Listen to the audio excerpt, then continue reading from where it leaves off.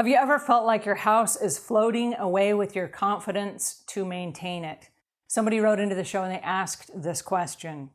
I live in a 2-story townhouse with an attic. 3 days ago, my dining room ceiling burst open and water poured out. This continued for several hours and no one knew why or how to stop it. I have water damage in the attic, the master bedroom, the bath, the hall, and the stairs. The dining room ceiling fell. Half the house is damaged. I don't know what to do. The restoration company says they'll do everything. Everything includes tearing down the ceiling and walls and putting up carpets, maybe floors, and removing everything from the attic. I don't have the space to empty the water-damaged rooms. I had too many personal belongings before this happened, and I have a little marketplace business that helps the depression more than the pocketbook. The professionals know what they need to do, but I don't. My therapist and my psychiatrist are wonderful and supportive, but they can't give me the practical advice I need.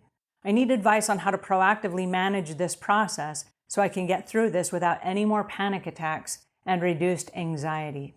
Thank you, Angela, for all you do. All right, I love this question. I'm really sorry to say that you're in this situation, and I love the fact that you already have a therapist and you have a psychiatrist that you're working with to try to help you with the anxiety and the panic attacks. I want to stop for just a second and go back to a time when I was renovating my house. I was by myself, it was on a Saturday, and my car was in the shop. While I was renovating my house, I had a caulking gun with one of those little barrels of caulking in it. And I went to cut off the top of it so that I could use it in the caulking gun. And I had a box cutter. And as I was holding it, I went to cut it, and instead of cutting it away from me, I cut it towards me. And it slid into my finger. And it cut my finger all the way down to the bone. And all of a sudden, I realized, wait a second, I have a small problem.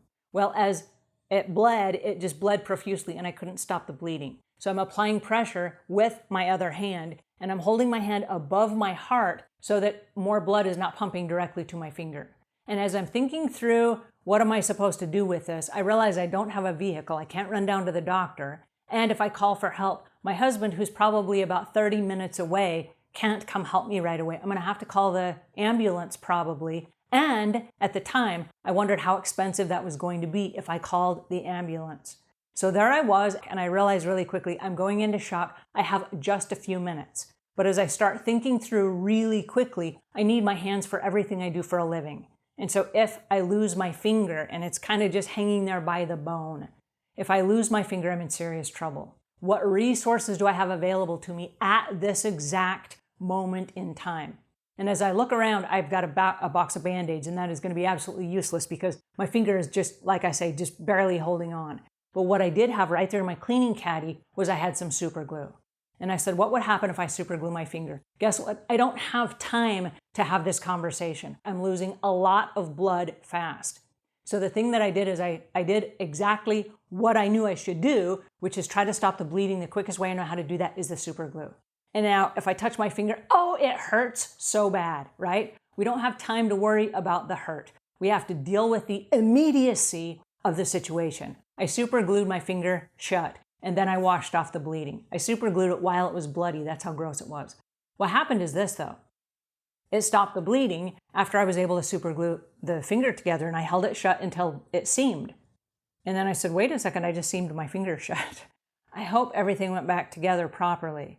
Then I called my husband. My husband came home from work. He did take me to the hospital. When I got to the hospital, they said, we can do a check to make sure that everything is okay, but it looks like you've seamed everything back together again. Where you cut it, probably you didn't cut any tendons. Can you move your finger? And I said, I can, but man, does it hurt. And they said, you know what, we're going to leave it as is. We're going to leave it with your super glue on there, and we're going to call this a good deal. We'll check it in a couple of days. It's probably going to be black and blue. And I said, okay. So they sent me home. All right, what happened was this. In the immediacy of a situation like where your ceiling drops out and your whole entire house is completely filled with water damage, we don't have the luxury, we're bleeding out, okay? We don't have the luxury of stopping and saying, in what organic fashion can I renovate my home in a way that is spiritual and meaningful and restores my marketplace stuff? We don't have the luxury of that. What we're saying in this moment is I'm going to bleed out. I don't have a car. Help is too far away. I have to take immediate action. And what we're talking about is this. If we don't get rid of the water damage immediately, and that's pulling up the carpets and banging down the walls and getting rid of all of the boxes of stuff that have gotten soaked and wet, what's going to happen is they're going to start rotting and they're going to fall apart. And then you're going to get mold damage. And instead of having just water damage, now you'll have mold damage, and that's twice as expensive. It might even ruin the value of your home. We got to do this immediately, okay? There are times in our lives where we have the luxury of sorting through our belongings in an easy and meaningful way. And then there are other times we are just reacting. We're going to jump in, we're going to fix the problem immediately, then we can come back. There's one thing that might help you, and it's to realize that although you have sentimental attachments to the things that you own, those things might be ruined for life, but new things will come into your life and you will create new attachments to those things. So even though these things are gone, that doesn't mean you will never have anything again. And too often we end up holding on to stuff for dear life, thinking that because we're holding on to it, it's the last of whatever it is we're going to have. There's a plethora of stuff around you. Everything that you own can probably be replaced, except for maybe some photographs and some heirlooms that belonged to a relative, for example. Other than that, most of the stuff, clothes, shoes, dishes, belongings, just regular household stuff, that can all be replaced. And so if we just stop for a second and say, what is the immediacy of the situation? That is what we need to deal with right now. This is like putting the super glue on the finger. It's not the ideal situation. It's not what we wanted to do. It's probably not even the right way to do it. But the answer is it's an immediate solution to a very bad problem. But dealing with this immediately is the answer. And there are professionals that know what to do. My suggestion is to take a step back. Let the professionals do what they know how to do because they've dealt with this all day, every day. They know the quickest, fastest, most inexpensive way to get you back on your feet.